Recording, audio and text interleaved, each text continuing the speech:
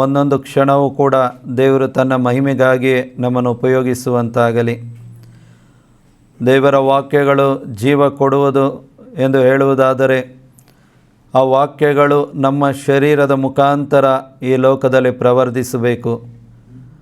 ಪ್ರವರ್ಧಿಸುವಾಗ ಅನೇಕರಿಗೆ, ಕತ್ತಲೆಯಲ್ಲಿರುವವರಿಗೆ ಬೆಳಕಾಗಿ ನಮ್ಮನ್ನು ದೇವರು ಉಪಯೋಗಿಸ್ತಾರೆ. ಈ ಕಾರ್ಯ ಈ ದಿನ ಆಗಲಿ. ನಾವು ಉಳಿದಿರುವ ದಿನವೆಲ್ಲ ಇದೇ ಕಾರ್ಯ ಮಾತ್ರ ಆಗಬೇಕು.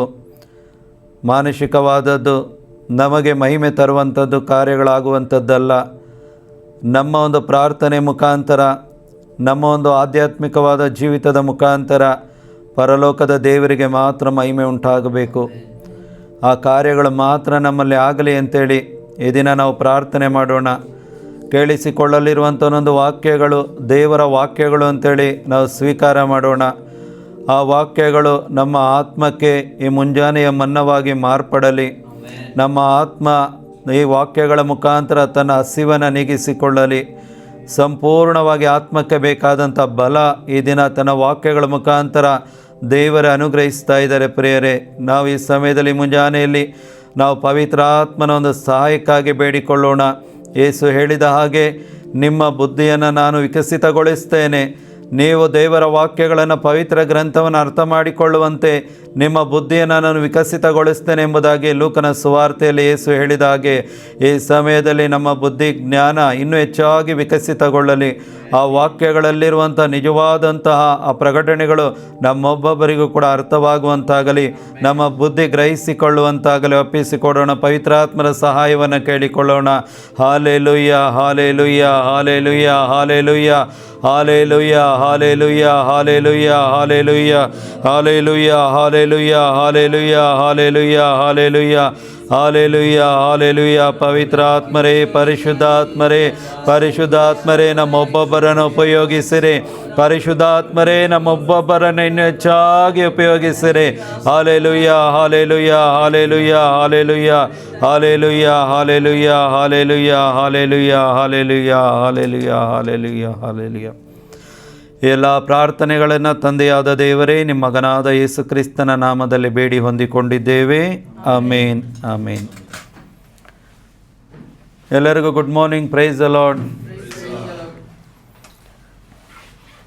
ಯೇಸು ಕ್ರೈಸ್ತರಲ್ಲಿ ಪ್ರಿಯರೇ, ನೋಡಿ, ಒಂದು ಆಧ್ಯಾತ್ಮಿಕ ಜೀವಿತ ಅಂತೇಳಿ ಹೇಳೋದಾದರೆ, ಈ ಪ್ರಾರ್ಥನೆಯ ಜೀವಿತ ಅಂತೇಳಿ ಹೇಳೋದಾದರೆ ಕೇವಲ ಒಂದು 4 ಗೋಡೆ ಮಧ್ಯೆ ನಡೆಯುವಂಥ ಕಾರ್ಯ ಅಲ್ಲ ಇದು.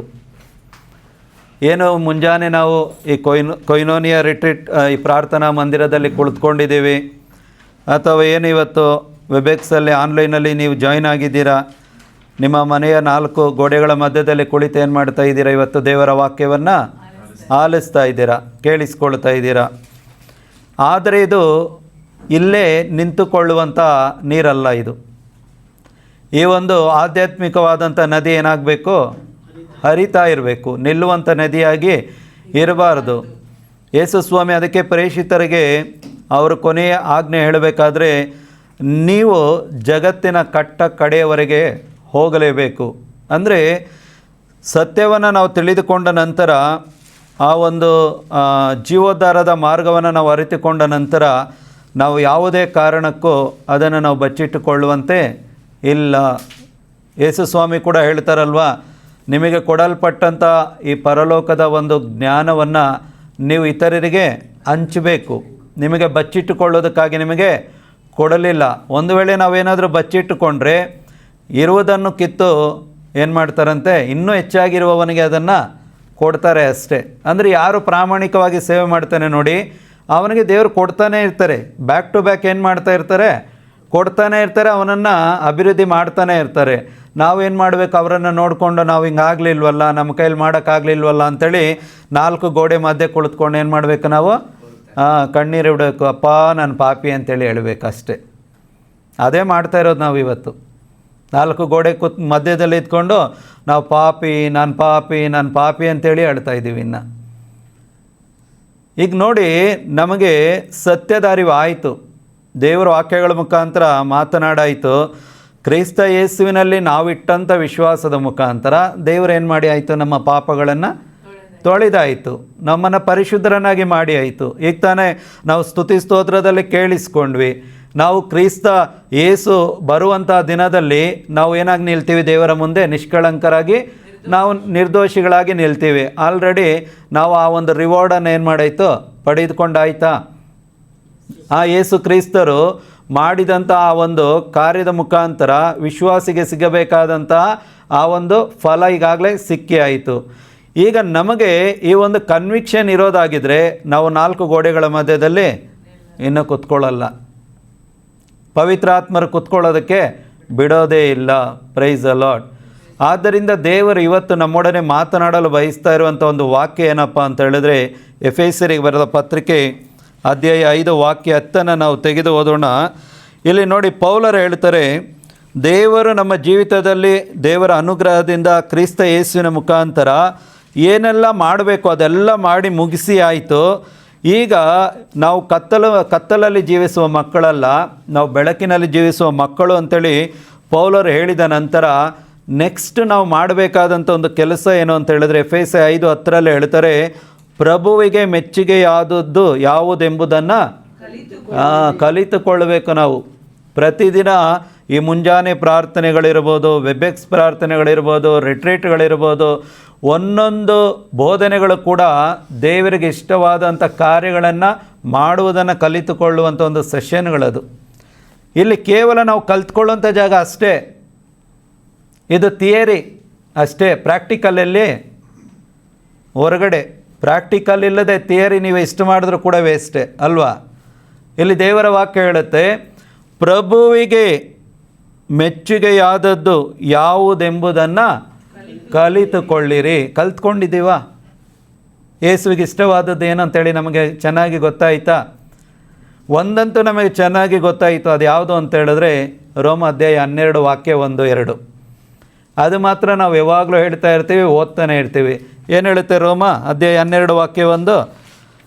ಸಹೋದರರೇ, ದೇವರ ಅಪಾರ ಕರುಣೆಯನ್ನು ನಿಮ್ಮ ನೆನಪಿಗೆ ತಂದು ನಾನು ಬೇಡಿಕೊಳ್ಳುವುದೇನೆಂದರೆ, ನಿಮ್ಮನ್ನೇ ದೇವರಿಗೆ ಮೀಸಲಾದ ಮೆಚ್ಚುಗೆಯಾದ ಸಜೀವವಾದ ಬಲಿಯಾಗಿ ಸಮರ್ಪಿಸಿಕೊಳ್ಳಿರಿ, ಇದೇ ನೀವು ಸಲ್ಲಿಸಬೇಕಾದ ನಿಜವಾದ ಆರಾಧನೆ. ಆರಾಧನೆ ಅಂತ ಹೇಳಿದ್ರೆ ನಮ್ಮನ್ನೇ, ಅಂದರೆ ಈ ಒಂದು ದೇಹವನ್ನು, ಈಗ ಈ ಲೋಕದಲ್ಲಿ ನಾವು ಯಾವುದರ ಮುಖಾಂತರ ಜೀವಿಸ್ತಾ ಇದ್ದೀವಿ?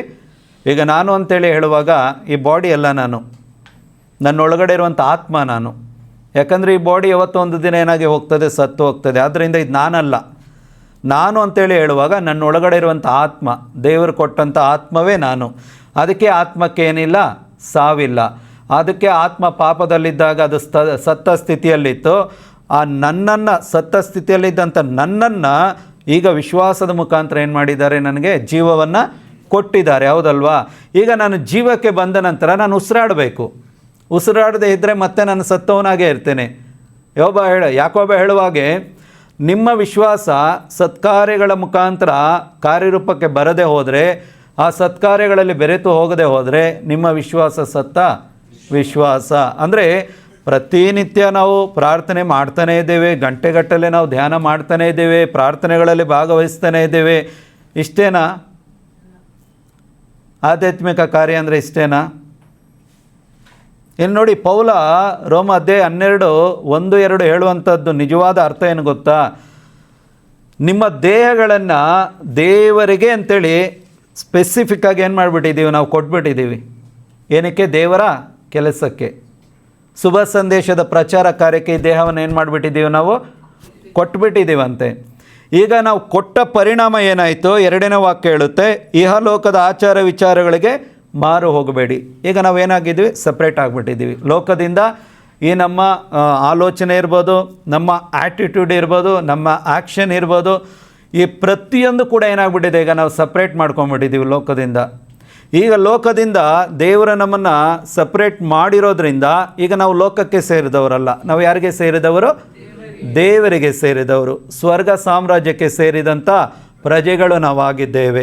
ದೇವರ ಮನೆತನಕ್ಕೆ ಸೇರಿದಂತಹ ಮನೆಯ ಮಕ್ಕಳು ಇವತ್ತು ನಾವಾಗಿದ್ದೇವೆ, ಹೌದಲ್ವಾ? ದೇವ ಜನರೊಂದಿಗೆ ದೇವರ ಮನೆತನಕ್ಕೆ ಸೇರಿದವರು ನಾವು, ಹೌದಾ? ಈಗ ನಾವು ಆ ಮನೆತನದವರು ಅಂತ ಹೇಳಿದ್ರೆ ಹೆಂಗೆ ಜೀವಿಸಬೇಕು? ಈಗ ಎಕ್ಸಾಂಪಲ್ಲು, ಯಾರೋ ಬಂದು ದೊಡ್ಡ ಪ್ರೈಮ್ ಮಿನಿಸ್ಟರೋ CM ಅವ್ರ ಮಗ ಹೆಂಗೆ ಇರ್ತಾನೆ? ಎಲ್ಲಾದರೂ ಹೋಗಬೇಕಾದ್ರೆ ಅವನು ಡಿಗ್ನಿಟಿ ಬಿಟ್ಕೊಡ್ತಾನ? ಅವನಿಗಿರುವಂಥ ಕುಟುಂಬದ ಒಂದು ರೆಪ್ಯುಟೇಷನನ್ನು ಬಿಟ್ಕೊಡ್ತಾನ? ಒಂದು ವೇಳೆ ಯಾರಾದರೂ ಬಂದರೂ ಕೂಡ ಅವನೇನು ಹೇಳ್ತಾನೆ? ನಾನು ಯಾರು ಗೊತ್ತಾ ಅಂತ ಕೇಳ್ತಾನೆ.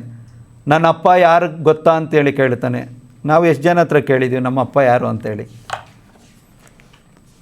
ಅಂದರೆ ಅರ್ಥ ಏನು ಅಂತ ಹೇಳಿದ್ರೆ, ಇವತ್ತು ನೋಡಿ, ನಾವು ಪರಿಶುದ್ಧಾತ್ಮನಿಂದ ನಾವು ಆ ಪರಿಶುದ್ಧತೆಯನ್ನು ಹೊಂದ್ಕೊಂಡಿದ್ದೀವಿ ಅಂತೇಳಿ ಹೇಳೋದಾಗಿದ್ದರೆ, ಆ ದೇವರ ವಾಕ್ಯಗಳನ್ನು ನಾವು ಅಂಗೀಕಾರ ಮಾಡ್ಕೊಂಡಿದ್ದೀವಿ ಅಂತೇಳಿ ಹೇಳೋದಾಗಿದ್ದರೆ, ಇವತ್ತು ನನ್ನ ಈ ಲೋಕದ ಜ್ಞಾನದಿಂದ ದೇವರು ನನ್ನ ಬಿಡುಗಡೆ ಮಾಡಿ ಪರಲೋಕದ ಜ್ಞಾನದಿಂದ ಇವತ್ತು ನನ್ನನ್ನು ತುಂಬಿದ್ದೇ ಆಗಿದ್ದರೆ, ಇವತ್ತು ನನ್ನ ಕೆಲಸ ಏನಪ್ಪ ಅಂತ ಹೇಳಿದ್ರೆ, ದೇವರಿಗೆ ಇಷ್ಟವಾದಂಥ ಕೆಲಸಗಳನ್ನು ಮಾಡಬೇಕು. ನನಗೆ ಇಷ್ಟವಾದ ಕೆಲಸಗಳನ್ನೆಲ್ಲ ಮಾಡೋದು.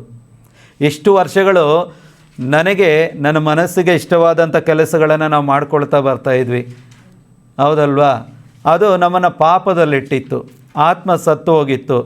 ಈಗಲಾದರೂ ನಮ್ಮನ್ನು ಸಂಪೂರ್ಣವಾಗಿ ದೇವರು ಈ ಲೋಕದ ಎಲ್ಲ ಸಂಬಂಧದಿಂದ ಬೇರ್ಪಡಿಸಿರೋ ಕಾರಣ, ಈಗ ನನ್ನ ಆತ್ಮ ಜೀವಕ್ಕೆ ಬಂದಿರುವ ಕಾರಣ, ಇನ್ನು ಮುಂದೆ ಜೀವಿಸುವವನು ತನಗಾಗಿ ಜೀವಿಸದೆ ಸತ್ತು ಪುನರುತ್ಥಾನಗೊಂಡಂಥ ಕ್ರಿಸ್ತ ಯೇಸುವಿಗಾಗಿ ಜೀವಿಸಲಿ ಅಂತೇಳಿ ಪೌಲರು ಹೇಳ್ತಾರೆ.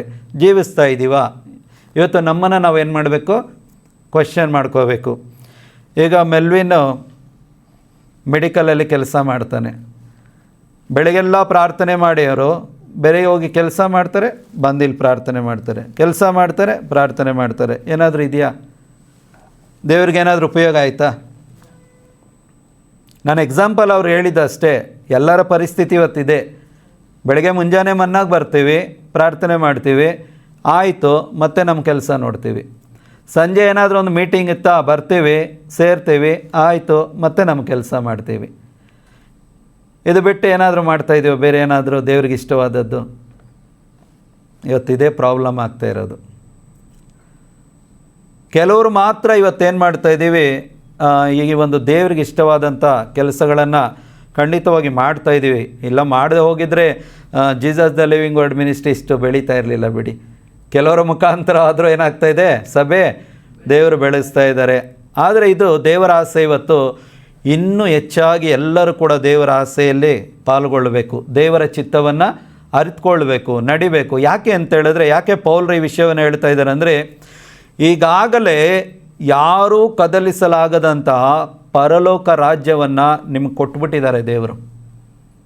ಇಬ್ರಿಯರಿಗೆ ಬರೆದ ಪತ್ರಿಕೆ ಅಧ್ಯಾಯ 10 ವಾಕ್ಯ 28 ಓದಬೇಕಾದ್ರೆ ಪೌಲ ಆಯಿತು ಇಲ್ಲಿ, ಯಾರೆಲ್ಲ ನೀವು ಹೊಸದಾಗಿ ಹುಟ್ಟಿದ್ದೀರೋ, ಯಾರೆಲ್ಲ ಪವಿತ್ರಾತ್ಮರಿಂದ ತುಂಬಿದವರಾಗಿದ್ದೀರೋ, ಯಾರೆಲ್ಲ ಈ ಲೋಕದಿಂದ ಬೇರ್ಪಟ್ಟಿದ್ದೀರೋ, ಈಗಾಗಲೇ ನಿಮ್ಮ ಹೆಸರುಗಳೆಲ್ಲಿ ಬರೆಯಲಾಗಿದೆ?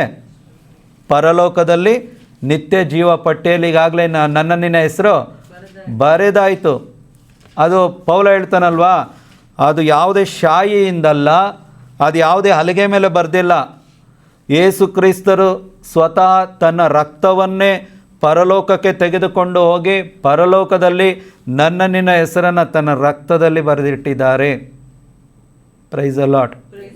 ಇಬ್ರಿಯ 10:28 ನೋಡಿ, ಆದ್ದರಿಂದ ಯಾರಿಂದಲೂ ಕದಲಿಸಲಾಗದ ಸಾಮ್ರಾಜ್ಯವನ್ನು ಪಡೆದಿರುವ ನಾವು ದೇವರಿಗೆ ಕೃತಜ್ಞತೆಯನ್ನು ಸಲ್ಲಿಸೋಣ. ನೋಡಿ, ದೇವರಿಗೆ ಕೃತಜ್ಞತೆಯನ್ನು ಸಲ್ಲಿಸೋದು ಅಂತ ಹೇಳಿದ್ರೆ, ಅವ್ರಿಗೆ ಯಾವಾಗ ಕೃತಜ್ಞತೆ ಸಲ್ಲುತ್ತೆ ಅಂತ ಹೇಳಿದ್ರೆ, ನಾವು ಸಲ್ಲಿಸುವಂಥ ವರ್ಷಿಪ್ ಇರ್ಬೋದು, ನಾವು ಮಾಡುವಂಥ ಅಡೋರೇಷನ್ಗಳಿರ್ಬೋದು, ನಾವು ಮಾಡುವ ಪ್ರತಿಯೊಂದು ದೇವರಿಗೆ ಏನೆಲ್ಲ ನಾವು ಅವ್ರಿಗೆ ಒಂದು ಥ್ಯಾಂಕ್ಸ್ ಹೇಳ್ತೀವಲ್ಲ, ಅದು ಯಾವಾಗ ಇಷ್ಟ ಆಗುತ್ತೆ ಗೊತ್ತಾ ದೇವರಿಗೆ? ಈ ಒಂದು ಬಾಡಿಯಿಂದ ಏನಾದರೂ ಅವ್ರಿಗೋಸ್ಕರ ಮಾಡಿದ್ರೇ, ಏನು ಮಾಡಿದರೆ ಬಂದು ನಾವು ಕೊಡ್ತಾಯಿದ್ರೆ ದೇವರಿಗೆ ಅದು ಇಷ್ಟ ಆಗಲ್ಲ. Price the lord. ಇಲ್ಲಿ ನೋಡಿ ಎಷ್ಟು ಪೌಲ ಹೇಳ್ತಾರೆ, ಯಾರಿಂದಲೂ ಕದಲಿಸಲಾಗದ ಸಾಮ್ರಾಜ್ಯವನ್ನು ಏನಾಗಿದ್ದೇವಂತೆ? ಪಡೆದಿರುವ. ಆಲ್ರೆಡಿ ಸಿಕ್ಕಾಯಿತು ನಮಗೆ. ನಾವಿನ್ನು ಅದರೊಳಗಡೆ ಎಂಟ್ರಿ ಆಗಬೇಕು ಅಷ್ಟೇ. ದೇವರ ಮಕ್ಕಳು ಅದರೊಳಗಡೆ ಎಂಟ್ರಿ ಆಗಬೇಕು ಅಷ್ಟೇ. ಅದಕ್ಕೆ ನಾವು ಕಾಯ್ತಾ ಇರೋದು. ಆಲ್ರೆಡಿ ರೆಡಿಯಾಗಿದೆ, ನಮಗೆ ಸಿಕ್ಕಾಯಿತು, ಕೊಟ್ಟಾಗೋಯ್ತು. ಆದ್ದರಿಂದ ಪೌಲ ಹೇಳ್ತಾನಲ್ವಾ, ಇದಕ್ಕಾಗಿ ನೀವು ದೇವರಿಗೆ ಏನು ಮಾಡಿ? ಕೃತಜ್ಞತೆಯನ್ನು ಸಲ್ಲಿಸಿರಿ. ಈಗ ಒಂದು ಸಾಮ್ರಾಜ್ಯ ಅಂತೇಳಿ ಹೇಳುವಾಗ ನಮ್ಮ ನೆನಪಿಗೆ ಏನು ಬರುತ್ತೆ? ಒಂದು ಕಿಂಗ್ಡಮ್, ಹೌದಲ್ವಾ? ಒಂದು ಸಾಮ್ರಾಜ್ಯ ಅಂತೇಳಿ ಹೇಳಿದಾಗ ಸಾಮ್ರಾಜ್ಯಕ್ಕೆ ಒಂದು ದೊಡ್ಡ ರಾಜನಿರಬೇಕು. ಆ ರಾಜನ ಕೈ ಕೆಳಗಡೆ ಆ ರಾಜ್ಯವನ್ನು ಕಾಯುವಂಥ ಒಂದು ದೊಡ್ಡ ಸೈನ್ಯ ಇರಬೇಕು. ಆ ಸೈನ್ಯ ಎಷ್ಟು ಬಲಿಷ್ಠವಾಗಿರಬೇಕು ಅಂತ ಹೇಳಿದ್ರೆ ಆ ಒಂದು ರಾಜ್ಯ ಇಡೀ ಕೋಟೆ ಏನಾಗಿರಬೇಕು, ಕೋಟೆ ಕೊತ್ತಲುಗಳ ಮುಖಾಂತರ ಏನಾಗಿರಬೇಕು, ಕಟ್ಟಲ್ಪಟ್ಟಿರಬೇಕು, ರಕ್ಷಣೆ ಇರಬೇಕು. ಇವತ್ತು ಆ ಪರಲೋಕ ರಾಜ್ಯ ಅದೇ ರೀತಿಯಾಗಿ ಆ ಪರಲೋಕಕ್ಕೆ ಒಂದು ರಾಜ ಇದ್ದಾನೆ. ಆ ರಾಜ ನನ್ನ ನಿನ್ನ ಯೇಸು ಕ್ರಿಸ್ತನಾಗಿದ್ದಾನೆ. ಇವತ್ತು ಆ ರಾಜ್ಯಕ್ಕೆ ಒಂದು ದೊಡ್ಡ ಸೈನ್ಯ ಇದೆ. ಅದೇ ಪರಲೋಕದ ಕೆರೂಬಿಯರು, ಸೆರಾಫಿಯರಿದ್ದಾರೆ. ಇವತ್ತು ಅವರ ಮಧ್ಯದಲ್ಲಿ ಇವರೆಲ್ಲರೂ ಕೂಡ ಯಾರನ್ನು ಕಾಯ್ತಾ ಇದ್ದಾರೆ ಅಂತ ಹೇಳಿದ್ರೆ ನನ್ನನ್ನು ನಿನ್ನನ್ನು ಕಾಯ್ತಾ ಇದ್ದಾರೆ. ಒಂದು ರಾಜ್ಯನ ಒಂದು ಕೆಲಸ ಏನೋ, ಒಂದು ಸಾಮ್ರಾಜ್ಯದ ಕೆಲಸ ಏನೋ, ತನ್ನ ಪ್ರಜೆಗಳನ್ನು ಕಾಪಾಡುವಂಥದ್ದು. ಇವತ್ತು ಕಾಪಾಡ್ತಾ ಇದ್ದಾರಾ? ನಮ್ಮನ್ನು ಕಾಪಾಡ್ತಾ ಇದ್ದಾರಾ? ಹಾಗಿದ್ರೆ ಇವತ್ತು ಪೌಲ ಹೇಳ್ತಾರೆ, ನೀವು ಚಿರಋಣಿಗಳಾಗಿದ್ದೀರಾ, ನೀವು ಕೃತಜ್ಞತೆಯನ್ನು ಸಲ್ಲಿಸ್ತಾ ಇದ್ದೀರಾ. ಯಾಕೆ ಅಂತ ಹೇಳಿದ್ರೆ ಈ ಒಂದು ರಾಜ್ಯ, ಈ ಒಂದು ದೇಹ ಏನು ಈ ಒಂದು ಲೋಕದಲ್ಲಿ ಜೀವಿಸ್ತಾ ಇದೆ, ಈ ಒಂದು ರಾಜ್ಯ ಏನಾಗಿ ಹೋಗುತ್ತಂತೆ, ಒಂದು ದಿನ ಕದಲು ಹೋಗ್ತದೆ. ದೇವರ ವಾಕ್ಯಕ್ಕೆ ಏನಾಗಿ ಹೋಗ್ತದೆ, ಒಂದು ದಿನ ಇದು ಅಳಿದು ಹೋಗ್ತದೆ, ಬಟ್ಟೆಂತೆ ಸುಟ್ಟು ಹೋಗ್ತದೆ ಅಂತೇಳಿ ದೇವರ ವಾಕ್ಯ ಹೇಳುತ್ತೆ. ಆದರೆ ಯಾರೂ ಕದಲಿಸಲಾಗದಂಥ ಶಾಶ್ವತವಾದಂಥ ಸಾಮ್ರಾಜ್ಯವನ್ನು ದೇವರು ಈಗಾಗಲೇ ನಮಗೆ ಕೊಟ್ಟು ಬಿಟ್ಟಿದ್ದಾರೆ. ಈಗ ಆ ಲೋಕದ ಪ್ರಜೆಗಳು, ಆ ದೇವ ಜನರೊಂದಿಗೆ ನಾವು ಸೇರಿಕೊಂಡಿದ್ದೇವೆ. ಆ ಒಂದು ದೇವರ ಮನೆತನಕ್ಕೆ ಸೇರಿದವರು ನಾವು ಆಗಿದ್ದೇವೆ. ಆ ಕುಟುಂಬದ ಮಕ್ಕಳು ನಾವು ಆಗಿರೋದ್ರಿಂದ ನಾವು ಯಾವ ರೀತಿಯಾಗಿ ಬದುಕಬೇಕು ಅಂತೇಳಿ ಹೇಳಿದ್ರೆ ಪೌಲರು ಹೇಳ್ತಾರೆ, ಈ ಶರೀರದಿಂದ ದೇವರಿಗೆ ಮಹಿಮೆ ಆಗಬೇಕು ಅಂತೇಳಿ ಹೇಳ್ತಾರೆ. 1 ಕೊರಿಂಥಿ 6:20 ಯಾವಾಗಲೂ ಓದ್ತಾನೆ ಇರ್ತೀವಿ. ಈ ಶರೀರದಿಂದ ಯಾರಿಗೆ ಮಹಿಮೆ ಆಗಬೇಕು? ದೇವರಿಗೆ. ಹೆಂಗೆ ಮಹಿಮೆ ಆಗ್ತದೆ? ಕುತ್ಕೊಂಡಿದ್ರೆ ಮಹಿಮೆ ಆಗುತ್ತಾ? ಕೇವಲ ಪ್ರಾರ್ಥನೆ ಮಾಡ್ಕೊಂಡಿದ್ರೆ ಮಹಿಮೆ ಆಗುತ್ತಾ? 100% ಆಗಲ್ಲ. ಈ ಬಾಡಿನ ಯಾರಿಗಾಗಿ ಉಪಯೋಗ ಮಾಡಬೇಕು? ದೇವರ ಕಾರ್ಯಕ್ಕಾಗಿ ಉಪಯೋಗ ಮಾಡಲೇಬೇಕು. ಈಗ ನೋಡಿ, ನೆವಿಲಿದ್ದಾರೆ, ಬೆಳಗ್ಗೆಯಿಂದ ಸಂಜೆ ತನಕ ಟ್ಯಾಕ್ಸಿ ಓಡಿಸ್ತಾರೆ, ಹೌದಲ್ವಾ? ಯಾರೋ ಒಬ್ಬರ ಹತ್ರ ನೀವು ಮಾತನಾಡುವಾಗ ಏನೋ ಒಂದು ಕಷ್ಟ, ಏನೋ ಒಂದು ಸಮಸ್ಯೆಗಳಿಂದ ಬಂದೇ ಬರ್ತಾರೆ. ಯಾರೊಬ್ಬನೂ ಕೂಡ ಇವತ್ತೇನಿಲ್ಲ, ಆರಾಮವಾಗಿಲ್ಲ, ಹೌದಲ್ವಾ? ಅವ್ರಿಗೆ ಅವ್ರು ಏನು ಮಾಡ್ಬೋದು ಅಂತೇಳಿದ್ರೆ, ನನ್ನ ಒಂದು ಪರ್ಸ್ನಲ್ಲಾಗಿ ನಾನು ನೋಡಿರುವಂಥದ್ದು, ಅವರನ್ನು ಒಂದು ಒಳ್ಳೆ ರೀತಿಯಾಗಿ ಗುಡ್ ಮಾರ್ನಿಂಗ್, ಹಾಯ್, ಹೇಗಿದ್ದೀರಾ, ಚೆನ್ನಾಗಿದ್ದೀರಾ ಅಂತೇಳಿ ಮಾತಾಡುವಾಗ ಖಂಡಿತವಾಗಿ ಅವ್ರ ಮನಸ್ಸಲ್ಲಿರೋಂಥ ನೋವು ಹೊರಗಡೆ ಬರ್ತದೆ. ಏನು ಒಳ್ಳೆಯದು ಬಿಡಿ ಸರ್, ಏನೋ ಹೋಗ್ತಾ ಇದೆ ಅಂತೇಳಿ ಹೇಳುವಾಗ, ಯಾಕೆ ಸರ್ ಏನಾಯಿತು, ಆ ಥರ ಕೇಳುವಾಗ ಖಂಡಿತವಾಗಿ ಪವಿತ್ರಾತ್ಮರು ಹೆಂಗೆ ಕೆಲಸ ಮಾಡ್ತಾರೆ ಅಂತ ಹೇಳಿದ್ರೆ ನಿಮ್ಮನ್ನು ಅಲ್ಲಿ ಸಾಮರ್ಥ್ಯದಿಂದ ಸಾಕ್ಷಿಯಾಗಿ ಖಂಡಿತವಾಗಿ ಉಪಯೋಗ ಮಾಡ್ತಾರೆ. ಅಲ್ಲಿ ಯಾರೋ ಒಂದು 10 ಜನದಲ್ಲಿ ಒಬ್ರಿಗಾದರೂ ದೇವರು ಮಾತನಾಡಿಸ್ತಾರೆ, ಅದೇ ಉಪಯೋಗ ಆಗೋದು ದೇವರಿಗೆ. ನೋಡಿ, ಆಗ ದೇವರಿಗೆ ಎಷ್ಟು ಮಹಿಮೆ ಆಗುತ್ತೆ ಅಂತೇಳಿ ನೀವು ಹೇಳುವಂಥ ಒಂದೇ ಒಂದು ಮಾತು ನಿಮ್ಮ ಜೀವನದಲ್ಲಿ ಆಗಿರುವಂಥ ಒಂದೊಂದು ಸಾಕ್ಷಿಯನ್ನು ಆತನಿಗೆ ಹಂಚಿಕೊಳ್ಳುವಾಗ ದೇವರು ಹೇಳ್ತಾರೆ, ನನ್ನ ಬಾಯಿಂದ ಹೊರಟು ಬಂದಂಥ ಮಾತು ನನ್ನ ಇಷ್ಟಾರ್ಥವನ್ನು ನೆರವೇರಿಸಿದ ಹೊರತು ವ್ಯರ್ಥವಾಗಿ ಅದು ವಾಪಸ್ ಬರೋದೇ ಇಲ್ಲ. ಹಾಗೆ ನಿನ್ನ ಬಾಯಿ ಯಾರ ಮಾತು? ನಿನ್ನ ಬಾಯಿ ಯಾರ ಬಾಯಿ? ದೇವರ ಬಾಯಿ. ಯೆರೆಮೀಯನಿಗೆ ಹೇಳ್ತಾರಲ್ವ, ನಿನ್ನ ಬಾಯಿ ನನ್ನ ಬಾಯಿ ಅಂತೇಳಿ ಯೆರೆಮೀಯ ಪ್ರವಾದಿಗೆ ಹೇಳ್ತಾರೆ. ಹಾಗಿದ್ರೆ ವಿಶ್ವಾಸಿಗಳ ಒಂದೊಂದು ಬಾಯಿ ಕೂಡ ದೇವರ ಬಾಯಿ. ಹಾಗಿದ್ರೆ ಈಗ ದೇವರ ಆಲಯ ಅಂತೇಳಿ ಪೌಲ ಹೇಳುವಾಗ ಈ ದೇವಾಲಯ ಎಲ್ಲೆಲ್ಲ ಹೋಗುತ್ತೋ ಅಲ್ಲಿ ಯಾರನ್ನು ಹೊತ್ಕೊಂಡು ಹೋಗುತ್ತೆ? ಯೇಸುವನ್ನೇ ಹೊತ್ಕೊಂಡು ಹೋಗ್ತೀವಿ ನಾವೆಲ್ಲ ಹೋಗೋದು. ನಮ್ಮ ಜೊತೆಯಲ್ಲಿ ಯಾರು ಇರ್ತಾರೆ? ಇವಾಗಲೂ ಯೇಸು ಇರ್ತಾರೆ, ಪವಿತ್ರ ಆತ್ಮರು ಇರ್ತಾರೆ. ಅದಕ್ಕೆ ದೇವರ ವಾಕ್ಯ ಹೇಳೋದು, ನಿಮಗೆ ಪ್ರದಾನ ಮಾಡಲಾಗಿರುವಂಥ ಪವಿತ್ರ ಆತ್ಮರು ಹೇಡಿಯ ಆತ್ಮ ಅಲ್ಲ, ಅವರು ಧೈರ್ಯದ ಆತ್ಮ. ಯಾವುದು ಸತ್ಯ, ಯಾವುದು ಅಸತ್ಯ ಅಂತೇಳಿ ಒಂದೊಂದು ಕ್ಷಣವೂ ಕೂಡ ನಮಗೆ ಹೇಳಿಕೊಡುವಂಥ ಆತ್ಮ. ನಾವು ಹೇಗೆ ಪ್ರಾರ್ಥಿಸಬೇಕು, ಏನು ಹೇಳಬೇಕು, ಏನು ಮಾತಾಡಬೇಕು, ಯಾರ ಜೊತೆಲಿ ಹೆಂಗೆ ಮಿಂಗಾಲಾಗಬೇಕು, ಏನು ಮಾಡಬೇಕು ಅಂತೇಳಿ ಒಂದೊಂದು ಹೆಜ್ಜೆಯಲ್ಲಿ ಕೂಡ ನಮಗೆ ಬುದ್ಧಿ ಕಲಿಸೋರು ಯಾರೋ, ಗೈಡ್ ಮಾಡೋರು ಯಾರೋ? ಪವಿತ್ರ ಆತ್ಮರು. ಸುಮ್ಮನೆ ಕೊಟ್ಟಿಲ್ಲ ಅವರನ್ನು ನಮ್ಮನ್ನು, ಏನೋ ಬನ್ನಿರಿ ಹೋಗ್ರಿ ಕ್ಯಾಶುವಲ್ ಆಗಿರ್ರಿ, ಎಲ್ಲ ಒಂದೊಂದಕ್ಕೂ ಕೂಡ ದೇವರು ಒಂದೊಂದು ಕೆಲಸವನ್ನು ಇಟ್ಟಿದ್ದಾರೆ. ನೋಡಿ, ಅದಕ್ಕೆ ಇವತ್ತು ನಾವು ಹಿಂಗಿರಬೇಕಾದ್ರೆ ಹೌದು ಅವಮಾನಗಳು ಬರುತ್ತೆ. ನಾವು ಮಾತನಾಡುವಾಗ 10 ಜನದಲ್ಲಿ ಒಬ್ಬ ಹೇಳ್ತಾನೆ, ಏಯ್ ನೀನು ಏನು ಹುಚ್ಚಾನೇನೋ, ಏನು ಮತಾಂತರ ಮಾಡ್ತೀಯೇನೋ, ನಿನ್ನ ದೇವ್ರು ನೀನೇ ಇಟ್ಕೊಳ್ಳೋ ಅಂತೇಳಿ ಹೇಳ್ತಾನೆ. ಯಾರೋ ಒಬ್ಬ ಹೇಳ್ತಾನೆ, ಆಗ ಹೇಳಬೇಕು, ಗಾಡ್ ಬ್ಲೆಸ್ ಯು, ದೇವ್ರಿಗೆ ಸ್ತೋತ್ರ ಆಗಲಿ. ಅದೇ ಅಲ್ವಾ? ಇಲ್ಲಿ ಒಂದು ಪೇತ್ರ ಇರಬೇಕು ನೋಡಿ. ಅಲ್ಲಿ ಪೇತ್ರರು ಹೇಳ್ತಾರಲ್ವ, ಮೊದಲ ಪೇತ್ರನ ಪತ್ರಿಕೆಯಲ್ಲಿ ಅಧ್ಯಾಯ 2 ವಾಕ್ಯ 20 ಓದಿ ನೋಡಿ. ಅಲ್ಲಿ 1 Peter chapter 2:20 ಹೇಳ್ತಾರೆ, ನೀವು ತಪ್ಪು ಮಾಡಿ ಶಿಕ್ಷೆಗೆ ಗುರಿಯಾದಾಗ ತಾಳ್ಮೆಯಿಂದಿದ್ದರೆ ಅದೇನು ದೊಡ್ಡ ಕಾರ್ಯವಲ್ಲ, ಆದರೆ ಒಳ್ಳೆಯದನ್ನು ಮಾಡಿಯೂ ಒಳ್ಳೆಯದನ್ನು ಮಾಡಿಯೂ ಬರುವ ಹಿಂಸೆ ಬಾಧೆಗಳನ್ನು ತಾಳ್ಮೆಯಿಂದ ಸಹಿಸಿಕೊಂಡರೆ ಯಾರು ಮೆಚ್ಚುತ್ತಾರೆ? ನಿನಗೆ ಸ್ವರ್ಗ ಕೊಟ್ಟಿದ್ದಾರಲ್ವ, ನಿತ್ಯ ಜೀವ ಕೊಟ್ಟರಲ್ವ, ಫ್ರೀಯಾಗಿ ಕೊಟ್ಟಿದ್ದಾರೆ ಅಂತೇಳಿ ಹೇಳ್ತೀವಲ್ಲ ಎಲ್ಲ ಇದರಲ್ಲೂ. ಅದಕ್ಕೆ ಪ್ರತಿಫಲವಾಗಿ ನಾನೇನಾದರೂ ಮಾಡಬೇಕಲ್ಲ ದೇವರಿಗೆ. ಅವಮಾನ ಆಗುತ್ತೆ, ಕಷ್ಟ ಬರುತ್ತೆ, ಹಿಂಸೆ ಆಗುತ್ತೆ, ಲಾಸ್ ಆಗುತ್ತೆ, ಬಿಟ್ಟು ಹೋಗ್ತಾರೆ. ಈ ರೀತಿಯಾಗಿ ಮನೋಭಾವನೆಯಿಂದ ಇದ್ದರೆ ನಾವು ದೇವರಿಗೆ ಮೆಚ್ಚುಗೆ ಆಗೋ ಕೆಲಸ ಮಾಡೋದಕ್ಕೆ ಯಾವತ್ತೂ ಕೂಡ ಆಗೋದೇ ಇಲ್ಲ. ಅದಕ್ಕೆ ಪೇತ್ರ ಹೇಳಿದ್ದು, ನೀವು ಏನೋ ಮಾಡಿ ಕೆಟ್ಟದ್ದನ್ನು ಮಾಡಿ ಹೋಗ್ಬಿಟ್ಟು ಅವ್ರ ಮುಂದೆ ಸೈಲೆಂಟಾಗಿ ನಿಂತ್ಕೊಂಡು ಹೌದಪ್ಪ ನಾನು ತಪ್ಪು ಮಾಡಿದೆ ಅಂದರೆ ಇದರಿಂದ ದೇವರಿಗೇನು ಮಹಿಮೆ ಆಗಲ್ಲ. ನೀನು ದೇವರ ರಾಜ್ಯಕ್ಕಾಗಿ ನೀನು ಕಲಿತುಕೊಂಡಂಥ ಸ್ವರ್ಗೀಯ ವಿಷಯಗಳನ್ನು ಇನ್ನೊಬ್ಬನ ಜೊತೆ ನೀನು ಹಂಚಿಕೊಳ್ಳುವಾಗ ನಿನಗೆ ಅವಮಾನ ಆಗುತ್ತೆ ನೋಡಿ. ನಿನ್ನನ್ನು ಕಷ್ಟಕ್ಕೆ ಒಳಪಡಿಸ್ತಾರಲ್ವ, ನಿನ್ನ ಫಿಸಿಕಲ್ ಆಗೋ ಮೆಂಟಲ್ ಆಗೋ ನಿನ್ನನ್ನು ಟಾರ್ಚರ್ ಮಾಡ್ತಾರಲ್ವ, ಆಗ ನೀನೆಲ್ಲವನ್ನು ಸಹಿಸಿಕೊಂಡು ದೇವ್ರಿಗಾಗಿ ನೀನು ಸುಮ್ಮನೆ ಇರ್ತೀಯ ನೋಡು, ಅದನ್ನು ದೇವರು ಮೆಚ್ಕೊಳ್ತಾರೆ ಪರಲೋಕದಲ್ಲಿ. ಇದಕ್ಕಾಗೇ ದೇವರು ನಿನ್ನನ್ನು ಕರೆದಿರೋದು, ಈ ಕಾರ್ಯಕ್ಕಾಗಿ ದೇವರು ನಿನ್ನನ್ನು ಕರೆದಿರುವಂಥದ್ದು. Price the lord.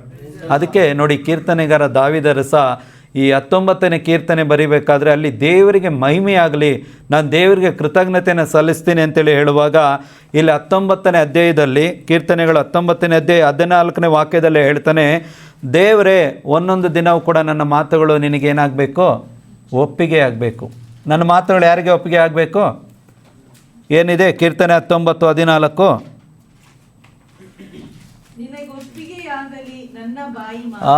ದೇವರಿಗೆ ಒಪ್ಪಿಗೆ ಆಗಬೇಕಂತೆ ನನ್ನ ಬಾಯಿ ಮಾತು. ನನ್ನ ಬಾಯಿ ಮಾತು ಯಾವಾಗಲೂ ಯಾರಿಗೆ ಉಪಯೋಗ ಆಗಬೇಕು? ನಿಜವಾಗ್ಲೂ ಉಪಯೋಗ ಆಗ್ತಾ ಇದೆಯಾ? ದಾವೀದ ಹೇಳ್ತಾನೆ, ನಿನಗೆ ಒಪ್ಪಿಗೆ ಆಗಲಿ ನನ್ನ ಬಾಯ ಮಾತು. ಪ್ರಾರ್ಥನೆಗಳು ಯಾರಿಗೆ ಒಪ್ಪಿಗೆ ಆಗಬೇಕು? ನನ್ನ ಹೃದಯದ ಧ್ಯಾನ. ಮುಂಜಾನೆ ಮನ್ನ ಹೃದಯದ ಧ್ಯಾನ ತಾನೆ. ಈಗ ನನ್ನ ಹೃದಯದ ಧ್ಯಾನ ದೇವ್ರಿಗೆ ಒಪ್ಪಿಗೆ ಆಗ್ತಾ ಇದೆಯಾ?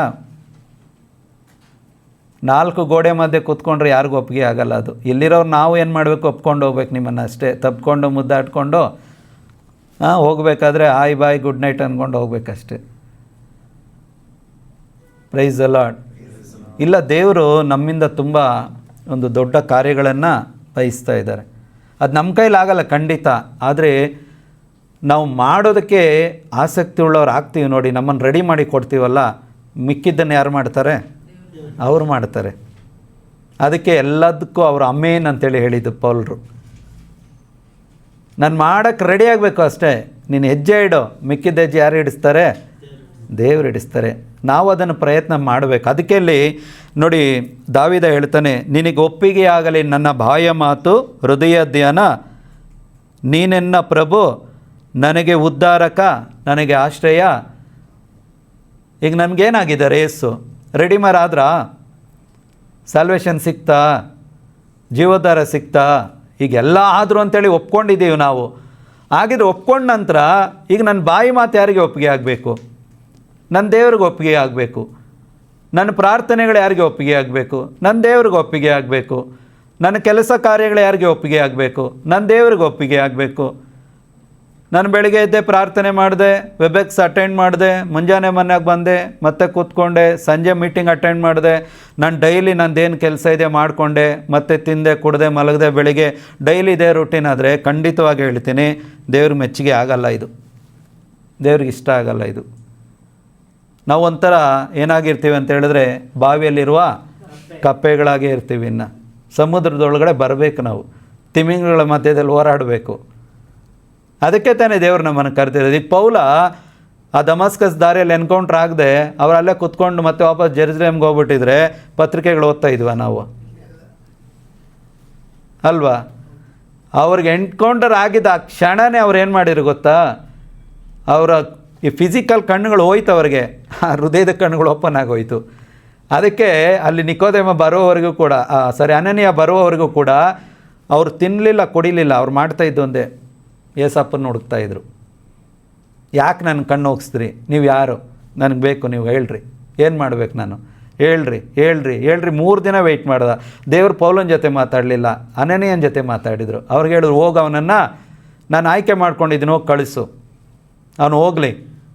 ಅರೇಬಿಯಾಕ್ಕೆ ಕರ್ಕೊಂಡೋದ್ರು. ಅರೇಬಿಯಲ್ಲಿ ಹೋಗಿ ದೇವ್ರು ಏನು ಮಾಡಿದ್ರು ಗೊತ್ತಾ? ಯಾವ ಒಂದು ಸುನ್ನತಿ ಇಲ್ಲದವನ ಜೊತೆ ಆತನ ಸೇರೇ ಇರಲಿಲ್ಲ. ವಿಗ್ರಹ ಆರಾಧನೆ ಅಂದರೆ ಏನು ಗೊತ್ತಿಲ್ಲ, ಅನ್ಯ ಜನರು ಅಂದ್ರೇನು ಗೊತ್ತಿಲ್ಲ, ಅವರ ವಿಧಿ ಆಚಾರ ವಿಚಾರಗಳು ಗೊತ್ತಿಲ್ಲ, ಸಂಪ್ರದಾಯಗಳು ಗೊತ್ತಿಲ್ಲ. ಆತನನ್ನು 3 ವರ್ಷಗಳ ಕಾಲ ದೇವರೇನು ಮಾಡಿದರು? ರೆಡಿ ಮಾಡಿದರು, ಸಿದ್ಧ ಮಾಡಿದರು. ನೋಡಿ, ಈ ಪ್ರಾರ್ಥನೆಗಳು ನಮ್ಮನ್ನು ಸಿದ್ಧ ಮಾಡೋದಷ್ಟೇ, ನಮಗೆ ಆ ಒಂದು ಇನ್ಫಾರ್ಮೇಷನ್, ನಾಲೆಜ್ ಸಿಗುವಂಥ ಜಾಗ ಅಷ್ಟೇ ಇದು ನಿಜವಾಗ್ಲೂ ಶುಭ ಸಂದೇಶ ಸಾರೋ ಜಾಗ ಅಲ್ಲ. ಇದು ಶುಭ ಸಂದೇಶ ಸಾರೋ ಜಾಗ ಎಲ್ಲಿ ಗೊತ್ತಾ? ನಮ್ಮ ಮನೆಗಳು, ನಾವು ಮಾಡೋ ಕೆಲಸ ಮಾಡೋ ಜಾಗಗಳು, ನಾವು ಓಡಾಡುವಂಥ ಜಾಗಗಳೇ ನಿಜವಾಗ್ಲೂ ಶುಭ ಸಂದೇಶ ಸಾರೋ ಜಾಗಗಳು. ಯಾಕೆ ಅಂತ ಹೇಳಿದ್ರೆ, ಶುಭ ಸಂದೇಶ ಹೊತ್ಕೊಂಡು ಹೋಗುವಂಥವ್ನು ಯಾರಾಗಿದ್ದೀನಿ?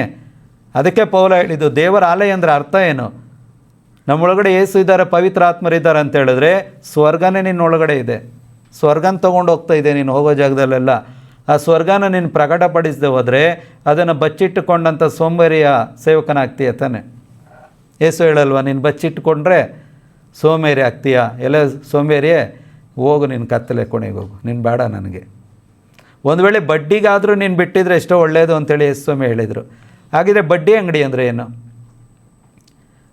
ಅಟ್ಲೀಸ್ಟ್ ನನ್ನ ನಡೆ ನುಡಿ, ನನ್ನ ವ್ಯವಹಾರ, ನನ್ನ ಆ್ಯಟಿಟ್ಯೂಡು, ನನ್ನ ನೇಚರ್, ಇದನ್ನಾದರೂ ನೋಡಿ ಜನಗಳು ಯಾರ ಹತ್ರ ಬರಬೇಕು? ಯೇಸು ಹತ್ರ ಬರಬೇಕು. ಇದು ಬಡ್ಡಿ ಅಂಗಡಿ. ಈ ಬಡ್ಡಿ ಅಂಗಡಿನೂ ಇಲ್ಲ ಅಂತ ಹೇಳಿದ್ರೆ ಇನ್ನು ಬಿಸ್ನೆಸ್ ಎಲ್ಲಿ ಮಾಡ್ತೀವಿ? ಅಂದರೆ ಸುವಾರ್ತೆ ಎಲ್ಲಿ ಸಾರ್ತೀವಿ? Price the lord. ಕಲಿಬೇಕು. ಫಿಲಿಪ್ಪಿ 1:10 ಹೇಳ್ತಾರಲ್ವ, ಆ ಕ್ರಿಸ್ತ ಯೇಸು ಬರುವ ದಿನ ನಿಮಗೆ ರಿವಾರ್ಡ್ ಸಿಗಬೇಕು, ನಿಷ್ಕಳಂಕರಾಗಿ ನಿಲ್ಲಬೇಕು, ದೇವರು ನಿಮ್ಮನ್ನು ಎಲ್ಲ ಒಂದು ಗೌರವದಿಂದ ಕರ್ಕೊಳ್ಬೇಕು ಅಂತ ಹೇಳಿದ್ರೆ ಈ ಕೆಲಸಗಳು ನಮ್ಮಿಂದ ಆಗಲೇಬೇಕು. ಏನಿದೆ ಫಿಲಿಪ್ಪಿ, ಆಗಲೇ ಅಕ್ಕ ಹೇಳ್ತಾಯಿದ್ರು, ಇದು ಮಾಡಬೇಕಾದ್ರೆ, ವರ್ಷಿಪ್ ಮಾಡಬೇಕಾದ್ರೆ. ಫಿಲಿಪ್ಪಿ 1:10 ಏನು ಹೇಳುತ್ತೆ?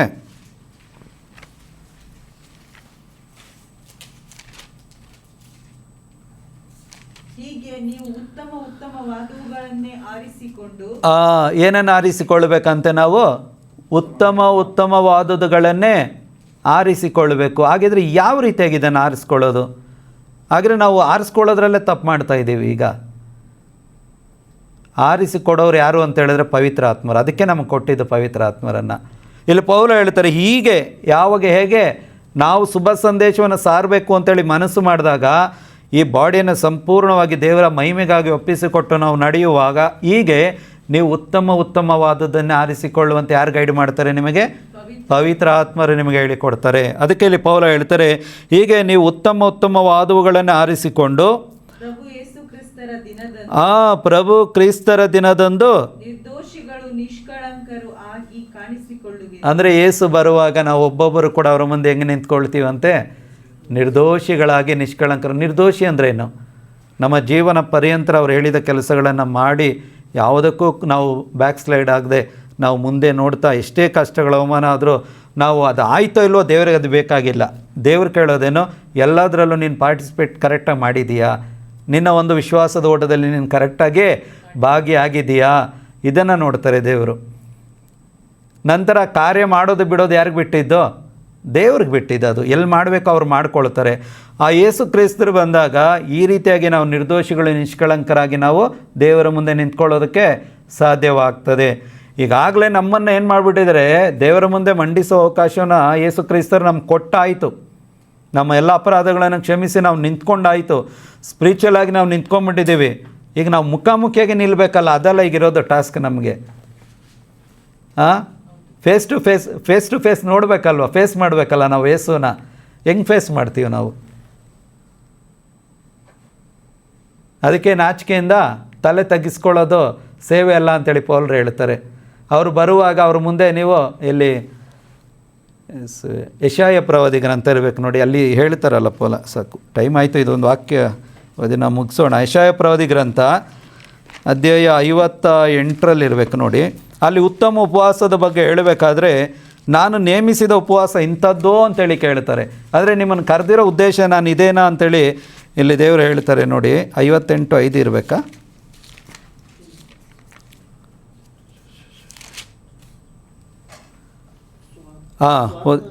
ಕರೆಕ್ಟ್ ಓದಿ. ಸ್ವಾರ್ಥ ನಿಗ್ರಹಕ್ಕಾಗಿ ನಾನು ನೇಮಿಸಿದ ಉಪವಾಸ ದಿನ ಇಂಥದ್ದು. ಒಬ್ಬನು ಜೊಂಡಿನಂತೆ ತಲೆಯನ್ನು ಬಗ್ಗಿಸಿಕೊಳ್ಳುವುದು, ಗೋಣಿತಟ್ಟನ್ನು ಉಟ್ಟುಕೊಳ್ಳುವುದು, ಬೂದಿಯ ಗುಂಡಿಯಲ್ಲಿ ಕುಳಿತುಕೊಳ್ಳುವುದು ಇವು ನನಗೆ ಮೆಚ್ಚುಗೆಯಾಗುವ ಉಪವಾಸ ನನಗಿಷ್ಟ ಇಲ್ಲ ಅಂತೇಳಿ ಯೇಸು ಹೇಳ್ತಾ ಇದ್ದಾರೆ. ಬರ್ತೀರಾ, ತಲೆ ಬಗ್ಗಿಸ್ಕೋತೀರಾ, ಅಳ್ತೀರಾ, ಗೋಳಾಡ್ತೀರಾ, ಕೂಗಾಡ್ತೀರಾ, ಮತ್ತೆ ಅದೇ ಮಾಡ್ತೀರಾ. ಇದು ನನಗೆ ಇಷ್ಟ ಆಗೋ ಉಪವಾಸನಾ? Price the lord. ದೇವರೇ ಹೇಳ್ಬಿಟ್ರು ನನಗಿದು ಇಷ್ಟ ಇಲ್ಲ ಅಂಥೇಳಿ. ದೇವರಿಗೆ ಇಷ್ಟವಾದದ್ದೇನು ಗೊತ್ತಾ? ನಾವು ಮಾಡಬೇಕು ಫಿಸಿಕಲ್ಲಾಗಿ ದೇವರ ಕಾರ್ಯಗಳನ್ನು. ಅದಕ್ಕೆ ಯಾಕೋಬ ಹೇಳಿದ್ದು ಸತ್ಕಾರ್ಯಗಳಿಲ್ಲದ ವಿಶ್ವಾಸ ಸತ್ಕಾರ್ಯಗಳು ಅಂತ ಹೇಳಿದ್ರೆ ಖಂಡಿತವಾಗಿ ನೋಡಿ, ನಾವು ವಿಶ್ವಾಸಕ್ಕೆ ಬಂದ ನಂತರ, ಈಗ ಮೆಲ್ವಿನ್ ಎಕ್ಸಾಂಪಲ್ ತೊಗೊಂಡಿದ್ದು ನಾನು ಅವ್ರನ್ನೇ ತೊಗೊಬಿಡ್ತೀನಿ. ಈಗ ಮೆಲ್ವಿನ್ ಮೆಡಿಕಲಲ್ಲಿ ನಿಂತಿರ್ತಾರೆ, ಯಾರೋ ತುಂಬ ಬಡವರು ಬರ್ತಾರೆ, ಎಮರ್ಜೆನ್ಸಿ ಮೆಡಿಸನ್ ಬೇಕು, ಅವ್ರ ಹತ್ರ ದುಡ್ಡಿಲ್ಲ, ಸಾಕಾದಷ್ಟು ಹಣ ಇಲ್ಲ. ನಾವು ಸುಮ್ಮನೆ ರೀಲ್ಸ್ಗಳಲ್ಲಿ ನೋಡ್ತೀವಿ, ಅವನು ಯಾವನೋ ಜಾಬಲ್ಲ ಎತ್ತ ಅಲ್ಲಿಟ್ಟ ಕೊಟ್ಟು ಕಳಿಸ್ದ, ಅದಕ್ಕೆ ಕೆಲಸದಲ್ಲಿ ಆಗಬೇಕು. ಬಂದರು, ಅವ್ರ ಹತ್ರ ಏನೋ ಒಂದು ಸ್ವಲ್ಪ ಶಾರ್ಟೇಜ್ ಇದೆ, ನಮ್ಗೆ ಅರ್ಥ ಆಯಿತು ಅದು. ಆಗ ನಾನೇನು ಮಾಡಬೇಕು? ನಾನು ಕೆಲಸ ಮಾಡೋನಾಗಿದ್ದರೂ ನನ್ನ ಜಾಬಿಂದ ತೆಗೆದು ಏನು ಮಾಡಬೇಕು? ಅಲ್ಲಿ ಕೊಟ್ಟು ಅವ್ರಿಗೆ ಕೊಟ್ಟು ಕಳಿಸಿದಾಗ ದೇವ್ರಿಗೆ ಅದು ಇಷ್ಟ ಆಗುತ್ತೆ. ಇದೇ ಸತ್ಕಾರ್ಯಗಳು ಅಂತೇಳಿ ಹೇಳಿದರೆ. ಈ ಆಟೋಗಳಲ್ಲಿ ಹಿಂದೆ ಏನು ಹಾಕಿರ್ತಾರೆ? ಗರ್ಭಿಣಿಯ ಸ್ತ್ರೀಯರಿಗೆ ಉಚಿತ. ನೋಡಿ, ಏಸು ಗೊತ್ತಿಲ್ಲದ್ರೆ ಅವನೇ ಹಾಕ್ಕೊಳ್ತಾನೆ. ಏಸು ಗೊತ್ತಿರೋರು ನಾವು ಎಷ್ಟು ಫ್ರೀಯಾಗಿ ಕೊಡ್ತಾಯಿದ್ದೀವಿ. ಏಸು ಹೇಳ್ತಾರೆ, ಯಾರಾದರೂ ನಿನ್ನನ್ನು 1 ಕಿಲೋಮೀಟ್ರ್ ಬಾ ಅಂದರೆ ಹೋಗ್ತಾ ಇದ್ದೀವ? ಅರ್ಥ ಮಾಡ್ಕೋಬೇಕು, ನಾವು ಕಲ್ತ್ಕೋಬೇಕಿದೆಲ್ಲ. ಸುಮ್ಮನೆ ಪ್ರಾರ್ಥನೆ ಮಾಡಿಬಿಟ್ವಿ, ಬಂದುಬಿಟ್ವಿ, ಉಪವಾಸ ಮಾಡಿಬಿಟ್ವಿ, ಫಾಸ್ಟಿಂಗ್ ಪ್ರೇಯರ್ ಮಾಡಿದ್ವಿ, ಫಸ್ಟ್ ಸಂಡೇ ಪ್ರೇಯರ್ ಮಾಡಿದ್ವಿ, ನಾವು ಇಲ್ಲಿ ಬಂದು ಕೊಯ್ನಾನಾಗ ಬಂದ್ವಿ, ಲೀಡರ್ಸ್ ಗ್ಯಾದ್ರಿಂಗ್ ಮಾಡಿದ್ವಿ, ನಾವು ಗ್ರೋತ್ ರಿಟ್ರೀಟ್ ಎಷ್ಟು ಮಾಡ್ತೀರಾ? ಏನು ಸುಖಕ್ಕೆ ಮಾಡ್ತೀವಿ? ಥಿಯರಿ ಮಾಡಿಕೊಂಡೇ ಇದು ಪ್ರಾಕ್ಟಿಕಲ್ ಇಲ್ಲ ಅಂತ ಹೇಳಿದ್ರೆ ಒಬ್ಬ ಸ್ಟೂಡೆಂಟ್ ಎಲ್ಲರೂ ಕೆಲಸ ಪಡ್ಕೊಳ್ಳೋಕ್ಕಾಗತ್ತಾ? ತಗೊಳಕ್ಕಾಗತ್ತಾ? ಪ್ರಾಕ್ಟಿಕಲ್ ಬೇಕು. ಯಾಕಂದರೆ ನಾನು ITI ಸ್ಟೂಡೆಂಟ್, ಅದಕ್ಕೆ ಹೇಳ್ತಾ ಇದ್ದೀನಿ. ಪ್ರಾಕ್ಟಿಕಲ್ ಮಾಡಿಸ್ತಾಯಿದ್ರು ನಮ್ಮ ಕೈಯಲ್ಲಿ. ಥಿಯರಿ ಬೇಕು, ಯಾಕೆ? ನಮ್ಗೆ ಅರ್ಥ ಆಗೋದಕ್ಕೆ ಅಷ್ಟೇ ಥಿಯರಿ. ಪ್ರಾಕ್ಟಿಕಲ್ ನಾವು ಮಾಡೋದಕ್ಕೆ. ಇದೆಲ್ಲ ಒಂಥರ ಏನು ಹೇಳ್ತಾರೆ, ಗ್ಯಾರೇಜ್ ಇದು. ಕೊಯ್ನೇನ ರಿಟ್ರೀಟ್ ಸೆಂಟ್ರ್ ಪ್ರೇಯರೆಲ್ಲ ಗ್ಯಾರೇಜ್ ಇದೆ ಅಷ್ಟೇ. ಇಲ್ಲಿ ರೆಡಿ ಮಾಡ್ತಾರೆ ನಮ್ಮನ್ನು. ಕೆಲಸ ಪರ್ಫಾರ್ಮೆನ್ಸ್ ಎಲ್ಲಿ ಕೊಡಬೇಕು? ರೋಡಲ್ಲಿ ಕೊಡಬೇಕು. ಅವಾಗ ತಾನೇ ರಿಸಲ್ಟ್ ಬರೋದು. ಮೆಕ್ಯಾನಿಕ್ ಸರಿ ಇದ್ದಾನ ಇಲ್ವಾ ಅಂತೇಳಿ. ನಮ್ಮ ಮೆಕ್ಯಾನಿಕ್ ಸರಿ ಇದ್ದಾನಪ್ಪ, ನನ್ನ ಪ್ರಕಾರ. ನನ್ನ ಯೇಸು ಮೆಕ್ಯಾನಿಕ್ ಸರಿ ಇದ್ದಾರೆ. ನನ್ನೊಳಗಡೆ ಪಾರ್ಟ್ಸು ಸರಿ ಇದೆ, ಹೋಲಿ ಸ್ಪಿರಿಟ್ ಕೊಟ್ಟಿರುವಂಥ ಗಿಫ್ಟ್ಗಳು ಸರಿ ಇದೆ, ಫ್ರೂಟ್ಸು ಸರಿ ಇದೆ. ಈಗ ಉಪಯೋಗ ಮಾಡಬೇಕಾಗಿರೋದು ಯಾರು? ನಾವು ಒಬ್ಬೊಬ್ಬರಲ್ವಾ? ದೇವ್ರಿಗೆ ಸ್ತೋತ್ರ ಆಗಲಿ. ಇನ್ನು ಮುಂದೆ ಆದರೂ ನಾವೇನು ಮಾಡೋಣ? ಅಲ್ಪ ಸ್ವಲ್ಪ ಆದರೂ ನಾವೇನು ಮಾಡೋಣ? ಟ್ರೈ ಮಾಡೋಣ. 5 ಕೊಟ್ಟವನಿಗೆ 5 ಸಂಪಾದನೆ ಮಾಡ್ದ, 3 ಕೊಟ್ಟವನು 5 ಇನ್ನೂ ಒಂದು 2 ಸಂಪಾದನೆ ಮಾಡಿ ದೇವ್ರಿಗೆ ಕೊಟ್ಟ. ನಾವು 1 ಕೊಟ್ಟವ್ರು ಆಗಿರಬಾರ್ದು. ಅಟ್ಲೀಸ್ಟ್ ನಾವು 3 ಕೊಟ್ಟು 5 ಕೊಟ್ಟವರಾದರೂ ಆಗೋಣ. ಯಾಕೆ ಅಂತ ಹೇಳಿದ್ರೆ ಉಳ್ಳವನಿಗೆ ಇನ್ನೂ ಹೆಚ್ಚಾಗಿ ಕೊಡಲಾಗ್ತದೆ. ಇಲ್ಲದವನ ಹತ್ರ ಇದ್ದಿದ್ದನ್ನು ಕೂಡ ನಾವು ಇಲ್ಲದವ್ರು ಆಗಬಾರ್ದು, ಅನಾಥರಾಗಬಾರ್ದು, ನಾವು ಇರೋರಾಗೋಣ. ಅದಾಗಲಿ ಅಂಥೇಳಿ ನಾವು ಪ್ರಾರ್ಥನೆ ಮಾಡೋಣ. ನಮ್ಮನ್ನು ಬಹಳವಾಗಿ ಪ್ರೀತಿ ಮಾಡುವಂಥ ನಮ್ಮ ಕರ್ತರಾದ ಯೇಸುವೆ, ಈ ದಿನ ಈ ವಾಕ್ಯಗಳಿಗಾಗಿ ನಿಮಗೆ ಸ್ತೋತ್ರವನ್ನು ಸಲ್ಲಿಸ್ತೇನಪ್ಪ. ಯೇಸುವೆ, ನಮ್ಮನ್ನು ಇನ್ನೂ ಹೆಚ್ಚಾಗಿ ಎಚ್ಚರಿಕೆ ಪಡಿಸಿದ್ದಕ್ಕಾಗಿ ನಿಮಗೆ ಸ್ತೋತ್ರ ಅಪ್ಪ. ಅಪ್ಪ, ನಾವು 4 ಗೋಡೆಗಳ ಮಧ್ಯೆ ಇದ್ದು ನಿಮ್ಮನ್ನು ಸ್ತುತಿಸಿ ಆರಾಧನೆ ಮಾಡಿಕೊಂಡಿರುವುದಕ್ಕಾಗಿ ನೀವು ನಮ್ಮನ್ನು ಆರಿಸಿಕೊಳ್ಳಲಿಲ್ಲ. ಬದಲಾಗಿ ಈ ಶರೀರವನ್ನು ನಿಮಗೆ ಒಪ್ಪಿಸಿಕೊಟ್ಟಿರೋ ಪರಿಣಾಮ ಈ ಶರೀರದಿಂದ ಪ್ರತಿನಿತ್ಯವೂ ಕೂಡ ನಾವು ಹೋಗಿ ಬರುವ ಎಲ್ಲ ಸ್ಥಳಗಳಲ್ಲಿ ಕೂಡ ನಿಮ್ಮ ಸುವಾರ್ತೆಯನ್ನು ಸಾರುವಂತಹ ಸಾಧನಗಳಾಗಬೇಕು ಅಂತೇಳಿ ನೀವು ನಮ್ಮನ್ನು ಆರಿಸಿಕೊಂಡಿದ್ದೀರಾ. ನಾವು ಸೋಮಾರಿಗಳಾಗಿರದೆ ಅಪ್ಪ, ನಿಮಗೆ ಅವಿಧೇಯರಾಗಿರದೆ ಈ ಒಂದು ಶರೀರದ ಮುಖಾಂತರ ನಿಮಗೆ ಮಹಿಮೆಯಾಗುವಂಥ ಕಾರ್ಯಗಳನ್ನು ನೀವು ಮಾಡಿಕೊಳ್ಳಲು ಬೇಕಾದಂಥ ಎಲ್ಲ ಕ್ಷೇತ್ರಗಳಲ್ಲೂ ನಮ್ಮನ್ನು ಬಿಟ್ಟುಕೊಡುವಂತೆ ಅಪ್ಪ ನಮ್ಮನ್ನು ಬಲಪಡಿಸಿರಿ. ಪವಿತ್ರಾತ್ಮರೇ, ನಮ್ಮನ್ನು ಇನ್ನೂ ಹೆಚ್ಚಾಗಿ ಬಲಪಡಿಸಿರಿ. ಚಿಕ್ಕ ಚಿಕ್ಕ ಕಾರ್ಯಗಳಲ್ಲಿ ಪ್ರಾಮಾಣಿಕನಾಗಿರುವವನು ದೊಡ್ಡ ದೊಡ್ಡ ಕಾರ್ಯಗಳಲ್ಲಿ ಪ್ರಾಮಾಣಿಕನಾಗಿರುತ್ತಾನೆ ಎಂಬುದಾಗಿ ನೀವು ಹೇಳಿದ್ದೀರಿ. ಅಪ್ಪ, ಚಿಕ್ಕ ಚಿಕ್ಕ ವಿಷಯಗಳಲ್ಲೇ ನಾವು ನಿಮಗೆ ಮೆಚ್ಚುಗೆಯಾದಂಥ ಜೀವನವನ್ನು ಜೀವಿಸುವಂತೆ ನಮಗೆ ಕಲಿಸಿಕೊಡಿರಿ ಅಪ್ಪ. ಯೇಸುವೇ, ನೀವು ಹೇಳಿದ ಹಾಗೆ ಎಫೆಸೆ 5:10 ಹೇಳಿದ ಹಾಗೆ ಇನ್ನು ಮುಂದೆ ನಾವು ಅದನ್ನು ಅಪ್ಪ ನಾವು ಕಲಿತುಕೊಳ್ತೇವೆ. ಪ್ರಭುಗೆ ಮೆಚ್ಚುಗೆಯಾದ ಕಾರ್ಯಗಳು ಯಾವುದು ಅಂತೇಳಿ ನೀವು ತಿಳಿದುಕೊಳ್ಳಿ ಅಂತೇಳಿ ನೀವು ಹೇಳಿದ ಹಾಗೆ ಹೌದಪ್ಪ, ನಾವು ತಿಳಿದುಕೊಳ್ತೇವೆ ಕರ್ತರೆ. ಇನ್ನು ಮುಂದೆ ನಾವು ಸೋಮಾರಿಗಳಾಗಿ ಸುಮ್ಮನೆ ಆಗಿ ಇರೋದಿಲ್ಲ ದೇವರೇ. ಇನ್ನು ಮುಂದೆ ನಾವು ಕಲಿತುಕೊಳ್ತೇವಪ್ಪ. ಕಲಿತುಕೊಂಡಿದ್ದನ್ನು ಕಾರ್ಯದಲ್ಲಿ ನಾವು ಮಾಡ್ತೇವಪ್ಪ. ಅದನ್ನು ಮಾಡಿಸುವ ದೇವರು ನೀವು ಆಗಿದ್ದೀರಿ. ಅದಕ್ಕಾಗಿ ಪವಿತ್ರ ಆತ್ಮರನ್ನು ಕೊಟ್ಟಿದ್ದೀರಿ. 5:25 ಗಲಾತೆ ಹೇಳುವ ಹಾಗೆ ಪವಿತ್ರ ಆತ್ಮರು ನಿಮ್ಮ ಜೀವಾಳವಾಗಿದ್ದರೆ ಅವರೇ ನಿಮಗೆ ಮಾರ್ಗದರ್ಶಿಯೂ ಆಗಿರಬೇಕು ಅಂತೇಳಿ ಹೇಳಿದ್ದೀರಿ. ಒಂದೊಂದು ದಿನವೂ ಕೂಡ ಪವಿತ್ರಾತ್ಮರು ನಮಗೆ ಮಾರ್ಗದರ್ಶಿಯಾಗಿರುವುದಕ್ಕಾಗಿ ನೀವು ಕೊಟ್ಟಿದ್ದೀರಪ್ಪ. ಅದಕ್ಕಾಗಿ ನಿಮಗೆ ಸ್ತೋತ್ರಪ್ಪ. ನಾವು ವಿಶ್ವಾಸದಲ್ಲಿ ಜೀವಿಸಲು ಸುವಾರ್ತೆ ಸಾರಲು ಬೇಕಾದಂಥ ಎಲ್ಲ ಸ್ವರ್ಗದ ಆಶೀರ್ವಾದಗಳಿಂದ ಈಗಾಗಲೇ ನಮ್ಮನ್ನು ತುಂಬಿ ಸ್ವರ್ಗದಲ್ಲಿ ನಮ್ಮ ಹೆಸರನ್ನು ನೀವು ಈಗಾಗಲೇ ಬರೆದಿಟ್ಟಿರೋದಕ್ಕಾಗಿ ನಿಮಗೆ ಸ್ತೋತ್ರಪ್ಪ. ಯೇಸುವೇ, ಇದನ್ನು ನಾವು ಅಪ್ಪ ನಿಮಗೆ ಅವಮಾನವಾಗುವಂತೆ ಮಾಡದಂತೆ ಅಪ್ಪ, ನಿಮಗೆ ಮಹಿಮೆ ತರುವಂಥ ಕಾರ್ಯಗಳನ್ನು ನಾವು ಮಾಡುವಂತೆ ನಮ್ಮನ್ನು ಬಲಪಡಿಸಿ ದೇವರೇ. ನಮ್ಮನ್ನು ಇನ್ನೂ ಹೆಚ್ಚಾಗಿ ಬಲಪಡಿಸಿರಿ ಕರ್ತನೆ. ಎಲ್ಲ ಲೋಕದಿಂದ ಇನ್ನೂ ಹೆಚ್ಚಾಗಿ ನಾವು ನಮ್ಮನ್ನು ಬೇರ್ಪಡಿಸಿಕೊಳ್ಳುವಂತೆ ನಮ್ಮನ್ನು ಬಲಪಡಿಸು. ನಮ್ಮ ಆಲೋಚನೆಗಳಿಂದ, ನಮ್ಮ ಸ್ವಭಾವಗಳಿಂದ, ನಮ್ಮ ಹೃದಯದಿಂದ ಸಂಪೂರ್ಣವಾಗಿ ನಿಮ್ಮೊಬ್ಬರಿಗೆ ಮಾತ್ರ ಮಹಿಮೆಯಾಗಲಿ ಕರ್ತನೆ. ಅಪ್ಪ ಯೇಸುವೆ, ಇನ್ನೂ ಹೆಚ್ಚಾಗಿ ನಮ್ಮನ್ನು ಉಪಯೋಗ ಮಾಡು ದೇವರೇ. ಇನ್ನೂ ಹೆಚ್ಚಾಗಿ ನಮ್ಮನ್ನು ಉಪಯೋಗ ಮಾಡಿ ಸ್ವಾಮಿ. Hallelujah, hallelujah, hallelujah, hallelujah, hallelujah, hallelujah, hallelujah, hallelujah, hallelujah, hallelujah. ಸ್ತೋತ್ರಪ್ಪ ಯೇಸುವೆ, ಸ್ತೋತ್ರಪ್ಪ ಯೇಸುವೆ.